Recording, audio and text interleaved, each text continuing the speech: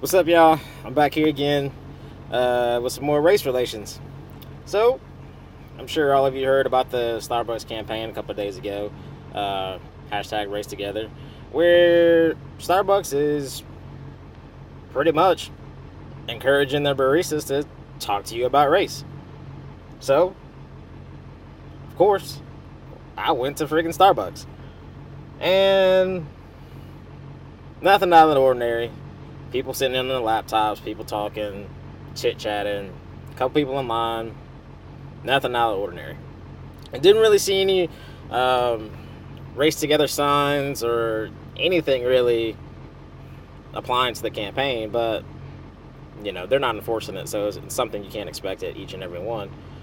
But I decided to go and really try it anyways. So obviously, like I said, nothing was going on inside of the Starbucks. And when I got my drink, which is vanilla bean frap, quite tasty actually. Same thing I always get. It didn't have anything written on it. No race together. Nothing. And oddly enough, my barista was a little Indian lady, which I don't know. Maybe maybe that was tactic, to put her as the barista, so nothing would really go off. I don't know, but I was kind of bummed out. I didn't really get the reaction I wanted. I'm sure if I'd been able to find the cleanse suit that I was looking for today, then I probably would have got some good reactions, but not so much so. But my drink was good, but that's about all I get anyways. I never really go to Starbucks, and unless I have to take my overprivileged white wife, and we all know white people love Starbucks. I don't get it, but whatever. So I started thinking more and more about this whole Race Together campaign and was really wondering where it came from. So I did a little research and started digging into some interviews. And I get it, with all the quote unquote race issues going on in America right now, Starbucks felt like maybe we should just talk about it, which I applaud. And I agree. I think we should talk about it. But race relations or race debates are kind of touchy subjects because you start talking about them with someone and then it becomes an argument and then it becomes, you know what, I never knew it, but you're a racist. so, so that's usually where it ends up going. But I think it's cool that, a company as big as Starbucks actually wants us to have conversations about race. And the funny thing is, when I think of Starbucks, or in general, you gotta admit, when you think about Starbucks, you think about, when you think about Starbucks employees, immediately what comes to mind is a young, white, upper middle class boy or girl high school student. Or a college student. That's usually what comes to mind.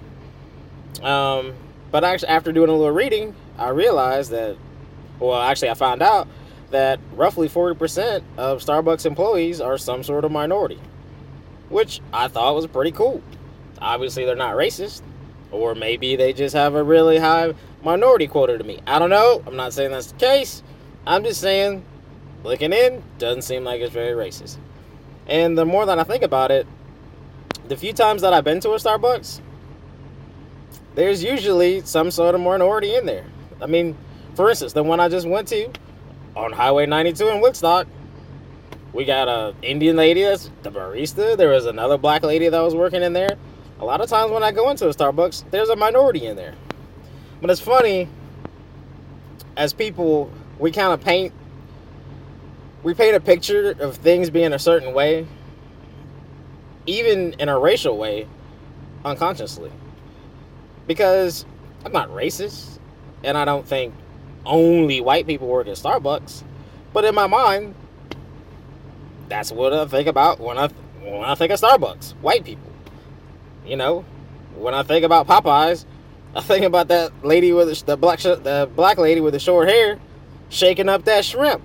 And man, that shrimp looks tasty in that commercial, and I think black people. It is what it is. So, once again, I applaud Starbucks, for encouraging us to talk about race. But I do think the race part should be taken out of it. Maybe a different, you know, hashtag. Maybe hashtag people together, or hashtag we together, or something. I don't know. Something other than race. Because here's my issue with race. When you think about race in America, you think black and white, which in itself is racist. So you're kind of leaving out a whole bunch of people who all face racial injustice. I mean, white people, black people, Asians, Mexicans, Indians. I mean, there's all sorts of walks of life, and they all face racial injustice. So I think if we took race out of these issues and made it strictly about people, I think we'd be better as a society as a whole. I think we would be a whole lot better. And unfortunately, the media continues to force race upon us. And they kind of push certain perceptions. Because at the end of the day, truth hurts. Because the truth is, if I walked into the Starbucks and for whatever reason I wanted to kill 2 white people, I'd probably make local news. But it probably wouldn't go viral. But let's say white boy Johnny down the street, he goes down to churches and kills 2 black people. It's a hate crime. Racial injustice. Everybody's on it. It goes viral. You know, so the media gives us, rather than giving us insight, it gives us a perception of what is reality. And I think a lot of times, certain issues that are based upon race, sometimes I think race isn't really the issue. I just think, unfortunately, the things that surround that issue kind of end up leading to it being about race. But from the get-go, I think sometimes it necessarily wasn't even about race. But, you know, that's part of the media's, whatever you want to call it. I don't know whatever.